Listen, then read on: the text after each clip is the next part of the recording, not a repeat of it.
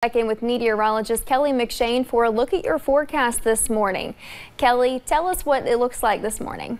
Well, this morning it's looking a little bit foggy out there. At least we're dry, but we do have that fog around the mountains, especially into the Big Sandy region. Places less than a mile, even right here in Perry County, Breathitt County as well, Pike County, and Wise, Virginia. You all are looking at very reduced visibility. Interstate 75 doesn't look too bad this morning over in London, but those temperatures, we are into the mid to upper 30s in the Big Sandy and even into the 40s as we head towards the Cumberland Valley region.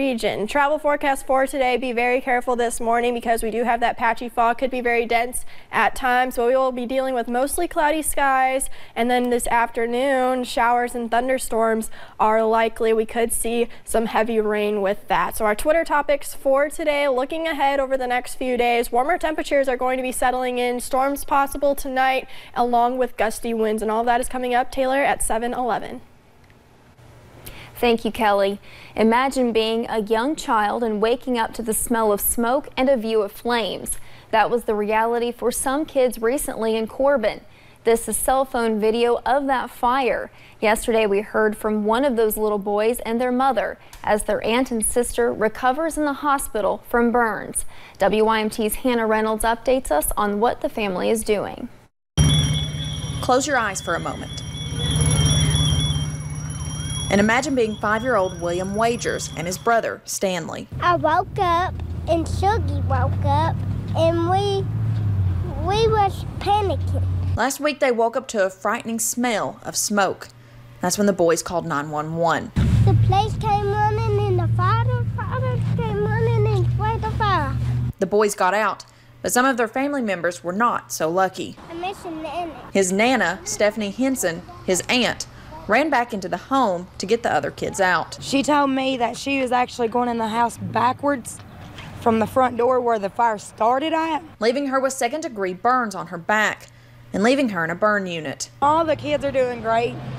Stephanie just had surgery and she's in a lot of pain. Now, Jessica says it's time for her to be there for Stephanie and get their family back on track before she gets home. Get the kids some clothes, them a bed and stuff like that, because we have none of that now. As they hope to continue healing physically and mentally together.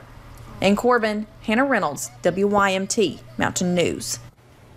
Stephanie Henson will hopefully get to come home from the hospital within the next week. And for a brief time yesterday, snow forced police to shut down a portion of US 23 between Jenkins and the Virginia border. Here is a picture of the road conditions yesterday. Some cars ended up stranded and a tractor trailer jackknifed, leaking fuel onto the road. And a camp in Floyd County will be silent this summer due to safety concerns after the recent heavy rain. WYMT's Lauren McCourt talked with employees to see how they plan to continue providing services to the community.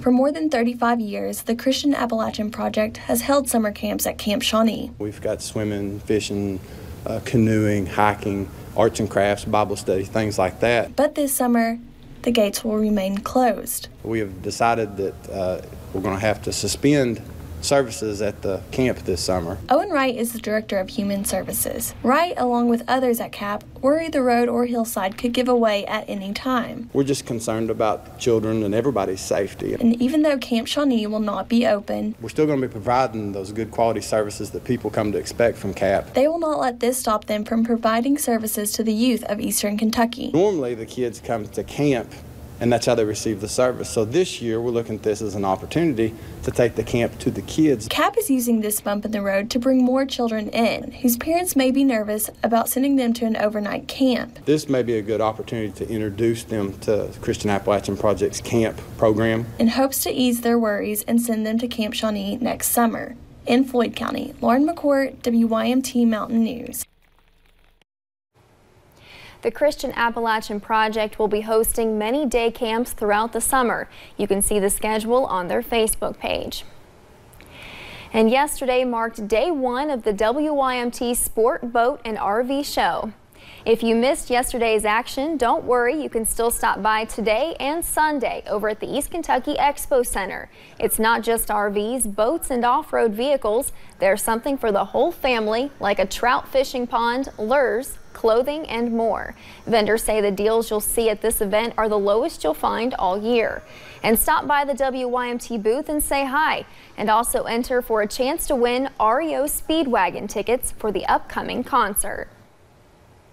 And for 10 weeks now, flu activity in Kentucky has been at the highest level. So far, 44 people have died from flu complications in the state, and health officials worry there could be more.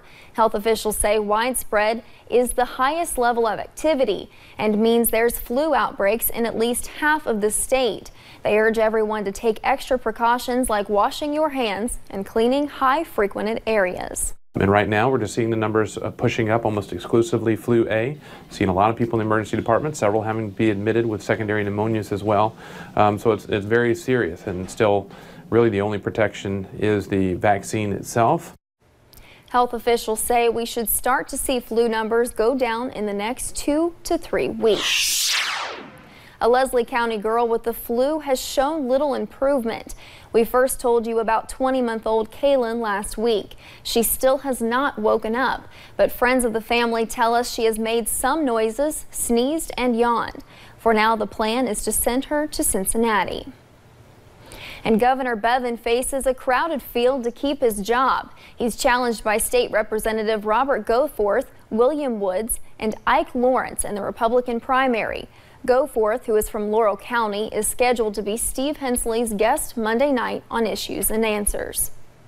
On the Democratic side, State House Leader Rocky Adkins, Attorney General Andy Beshear, and former State Auditor Adam Edelin are among those running. And police need your help finding a wanted woman in Whitley County. Williamsburg police say Jennifer Sutton ran off from them Thursday night. This is a picture of her. Police say she was last seen near W.D. Bryant's. They say she was not dressed for spending a long period of time out in the cold. Police did not say why they were trying to arrest her. Anyone with information can call 606-549-6017. And a trial date is now set for the teen police say opened fire at Marshall County High School last year, killing 2 students. Gabe Parker is charged with murder. Prosecutors will try him as an adult. 15-year-olds Bailey Holt and Preston Cope were killed. Parker also faces 14 counts of assault. His trial is set for June of next year. And coming up on Mountain News this morning, a group of 15 people from all over the world, including Morocco, Turkey, Indonesia, and South Africa, are sharing their music in Whitesburg. More on that coming up. And later in sports, LSU basketball head coach Will Wade has been suspended indefinitely. We have more details coming up. It's pretty foggy out there right now, but we are expecting showers and even storms later today. I'll break down the details coming up next.